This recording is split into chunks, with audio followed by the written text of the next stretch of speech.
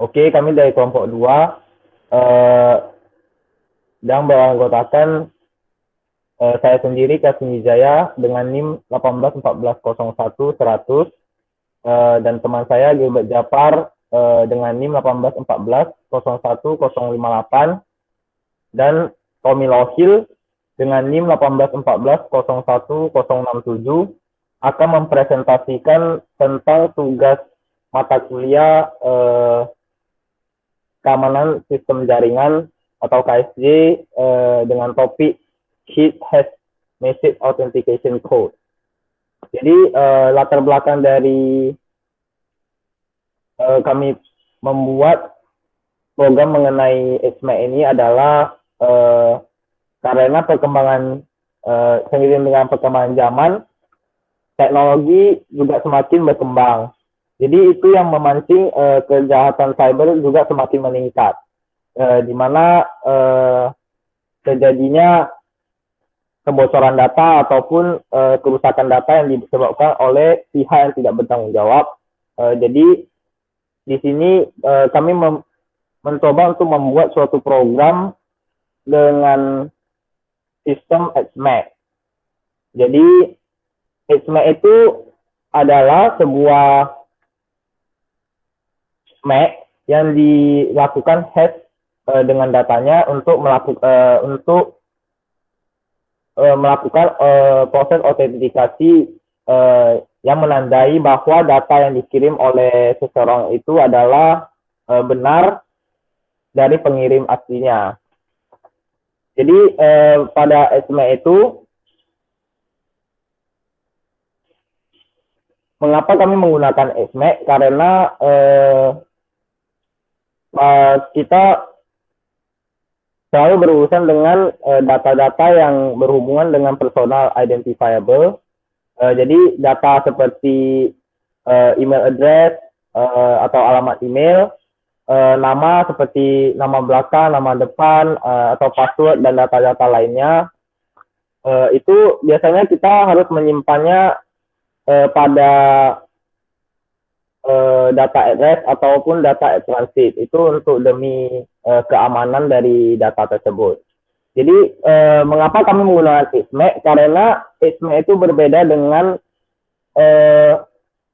symmetric dan asymmetric key, di mana misalnya pada password itu kita tidak perlu mengetahui plain text dari password tersebut. Jadi XMAC itu melakukan hash sehingga value dari suatu data tidak dapat dikembalikan. Jadi di XMAC itu dia juga memenuhi authenticity atau autentikasi dan integritinya. Mengapa demikian? Karena pada bagian authenticity atau autentikasi, dia itu XMAC itu dia berfungsi untuk mengautentikasi data itu benar dari pengirimnya atau tidak. Dan untuk integritasnya itu dia bersifat dari yang hash tadi, di mana ketika suatu data itu sudah di hash, maka value-nya itu tidak dapat dikembalikan lagi. Meskipun kita modifikasi dengan segala cara, dia tidak dapat dikembalikan lagi value-nya. Kemudian diketahui sender dan receiver. Jadi ketika MAC dan suatu data itu dilakukan hash, dia membutuhkan key yang hanya diketahui oleh pengirim dan penerimanya. Kemudian XMAC itu digunakan oleh IPsec atau VPN, kemudian ada TLS dan JSON Web Token dan Bitcoin. Jadi di bagian JSON Web Tokens ini dia menggunakan JSON, di mana dia terdapat karakter-karakter yang terbagi menjadi 3 bagian. Jadi kedua bagian itu value-nya itu dia bersifat tidak begitu berarti sehingga dia dapat ditampilkan value-nya. Namun bagian ketiga itu dia merupakan bagian dari XMAC-nya.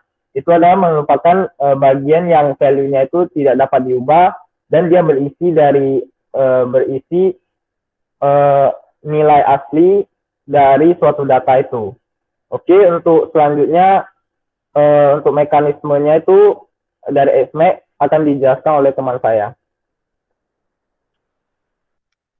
Oke, selanjutnya saya akan menjelaskan apa itu MAC. Seperti yang tertulis di slide, Message Authentication Code atau MAC merupakan salah satu temuan yang digunakan sebagai informasi yang digunakan untuk mengotentikasi pesan dan seperti yang dibilang Kelvin tadi, untuk menjamin integritas dan keaslian dari pesan tersebut. Nah, MAC di sini berupa kode-kode yang dapat dilakukan perhitungan terhadap nilainya dengan dua cara, yaitu dengan menggunakan fungsi hash dan juga menggunakan algoritma block chipper. Oke, next.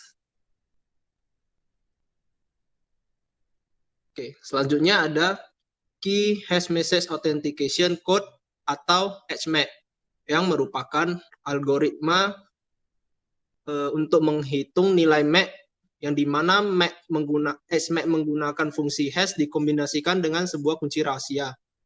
Nah, algoritma ini dapat diimplementasikan pada sistem pertukaran pesan atau data, di mana data yang dikirimkan oleh pengirim akan dilakukan perhitungan pada HMAC-nya untuk melakukan autentikasi. Oke, next.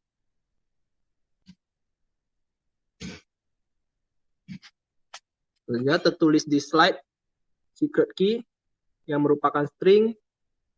Ada message yang berisi you are not supposed to read this. Ada HMAC. Nah, HMAC di sini menggunakan algoritma MD5 yang merupakan hasil dari hash dan hasil hash dari secret key dengan message. Nah, yang terakhir ada message being sent yang dimana berisikan hasil dari message dan HMAC. Message being sent ini yang akan ditransmit ke penerima. Next.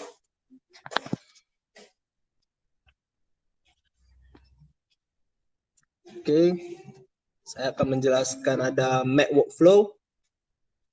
Di sini MAC workflow kita pakai sebagai konsep dari HMAC. Nah, terdapat message yang akan digabungkan dengan secret key di MAC algorithm yang akan menghasilkan MAC. Nah, MAC di sinilah yang nantinya akan digabung dengan message tadi yang kemudian ditransmit ke penerima. Oke, setelah ditransmit, maka message yang telah digabung tadi akan dipisah terlebih dahulu dengan MAC tersebut, yang dimana MAC tersebut akan di-compare lagi di MAC algorithm untuk dilihat kecocokannya. Oke, mungkin itu saja penjelasan dari saya. Selanjutnya akan dijelaskan oleh Tommy.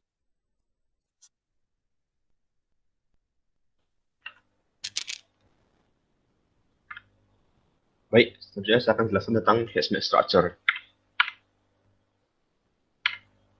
Jadi secara awal itu kita ada key plus atau key plus. Key plus ini akan dijelaskan di slide berikutnya. Kenapa ada key sama key plus. Jadi kita anggap key plus itu adalah key-nya.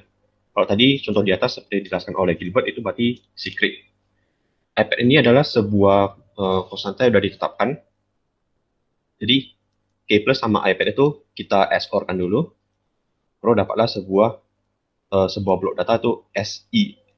S input. Baru ini ada B bit. Ini adalah Y0 sampai YL-1 itu maksudnya binary block dari message-nya dibagi per 6E, dibagi per B bit. Lalu akan di hash. Ya, hash yang pertama kali akan menghasilkan ini. Hashnya dari SI digabungkan dengan message-nya. Berarti ini semua dari awal sampai akhir semuanya di hash dengan secret key secret. Maka dapatlah hasilnya ini. Hasilnya di bawah ini. Dan ini ada juga pad to B bit. Kita juga mendapatkan pad jika kurang dari B bit yang sudah kita tetapkan. Terus setelah itu tahap kedua adalah K plus sama OPAD itu kita XOR-kan dulu. Ini sama seperti iPad, cuma tuh value yang ditetapkan itu agak berbeda. Sudah ditentukan oleh HMAC structure. Hasilnya menjadi SO. Ini size-nya bibit juga, sama seperti ini, semuanya bibit per blok ya. Nah ini semuanya udah selesai. Kita hashmap lagi sekali. Kita lakukan hash sekali lagi dengan secret key secret. Nah, akan menghasilkan ini hasilnya. Hasilnya adalah hashmap K, M. Tadi key, message. Seperti itu. Selanjutnya saya jelaskan tentang hashmap flowchart. Jadi ini lebih rinci cara kerjanya seperti apa. Nah, pertama pas kita start ya kita membutuhkan dua inputan. Yang pertama itu adalah plain text yang akan kita kirim ke orang lain. Yang kedua itu adalah key-nya. Nah di sini aku akan ambil contoh string M-nya adalah you're not supposed to read this. Kalau string key-nya itu adalah secret. Contohnya seperti ini. Oke, next. Nah kita menggunakan pengecekan. Ini key. Key-nya itu kita cek length itu berapa sih? Kalau misalnya lebih kecil dari 512 bit, nah maka kita akan menambahkan padding sampai K-nya itu berjumlah 500, K-nya itu memiliki size 512 bit. Itu dengan menambahkan padding di depannya. Nah, karena di sini itu secret kan 1, 2, 3, 4, 5, 6, ada 6 karakter dikali dengan 8 bit, karena satu karakter 8 bit, maka dapatlah 48 bit. 48 bit masih lebih kecil dari 512 bit, maka ditambahkan padding di depannya. Sampai 128 bit. Akhirnya. Oke. Nah, kalau misalnya false, misalnya K-nya itu lebih besar atau sama dengan 512 bit, itu tidak apa-apa. Nilai K-nya itu tidak berubah sama sekali. Nilai K-nya tetap. Oke. Lalu ada sebuah operasi namanya SI yang bisa di atas dijelaskan.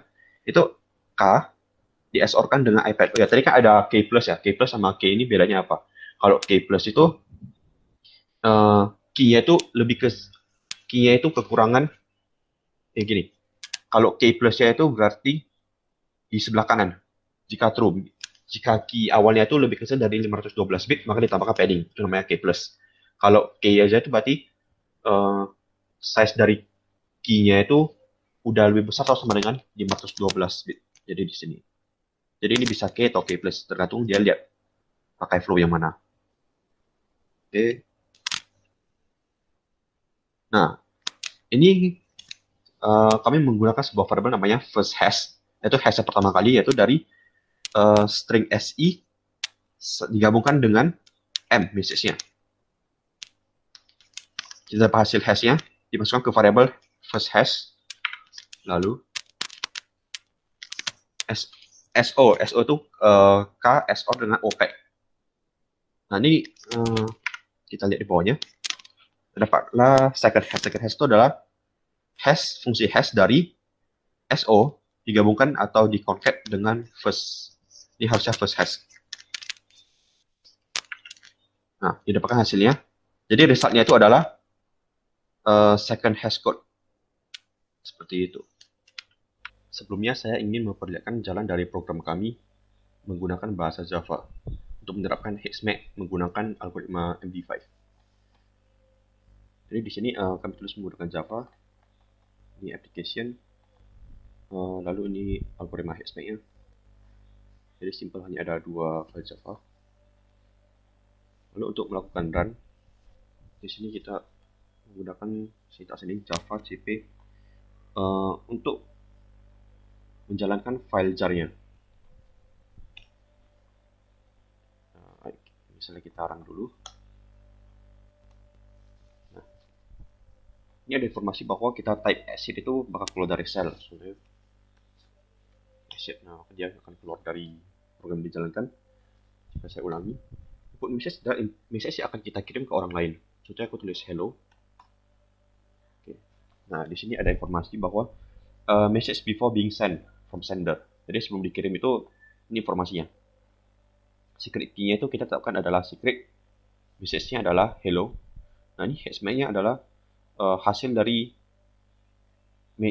message-nya itu ditaruh di algoritma hashmap menggunakan secret key secret akan menghasilkan ini. Jadi ini adalah hashmap-nya. Hashmap-nya nanti akan ditaruh di bagian belakang message aslinya yaitu hello, ini kan hello, akan ditaruh di bagian terakhir. Jadi UT sampai terakhir ini adalah HSMAC-nya. Nanti ketika message arrive at receiver's device, ketika diterima oleh receiver, maka di sini message-nya adalah yang tadi, yang ini yang being sent, yang diterima, maka dipisahkan terlebih dahulu. Ini hello, kita pisahkan dulu. Ini yang terakhir UT sampai terakhir, kita pisahkan ini bahwa adalah receive HSMAC. Lalu ini adalah calculated HSMAC, yaitu menggunakan cara seperti di atas. Kita menggunakan hello, dan juga diketahui bahwa secret key-nya itu adalah secret. Maka dari hello, nah secret dimasukkan ke dalam algoritma HSMAC, akan menghasilkan ini, calculated HSMAC. Hasilnya adalah ini, HSMAC-nya. Nah, terdapat bahwa ada dua jenis HSMAC. Pertama itu yang receive, yang kedua itu adalah yang calculated. Karena yang diterima sama yang kita hitung itu sama, maka bisa dipastikan bahwa message authentication-nya itu adalah true. Itu benar bahwa message ini dikirim oleh sendernya, tidak diubah oleh orang lain. Oke. Sekian presentasi dari kami kelompok 2. Jika ada yang kurang, kami mohon maaf. Dan kami sangat terbuka atas saran dan kritikannya. Terima kasih.